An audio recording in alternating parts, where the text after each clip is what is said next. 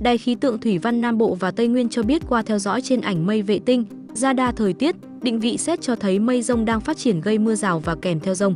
Sét trên khu vực các tỉnh Hậu Giang, tỉnh Bến Tre, tỉnh Trà Vinh, tỉnh Kiên Giang, thành phố Cần Thơ, tỉnh Vĩnh Long, tỉnh Đồng Tháp, tỉnh An Giang, tỉnh Long An. Ngoài ra, mây rông đang phát triển rất mạnh trên khu vực tỉnh Long An, bay theo hướng Tây Nam về phía thành phố Hồ Chí Minh.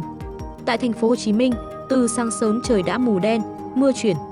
Tại huyện Bình Chánh, quận Bình Tân có mưa sớm. Trong vài giờ tới, mây rông tiếp tục phát triển và gây mưa rào kèm theo rông, sét cho các khu vực kể trên. Sau đó mây rông xu hướng mở rộng và lan sang các khu vực lân cận khác. Lượng mưa phổ biến từ 5 đến 30 mm, có nơi trên 40 mm. Trong cơn rông đề phòng lốc, sét, mưa đá, gió giật mạnh cấp 5 đến 8, mưa lớn gây ngập úng cục bộ.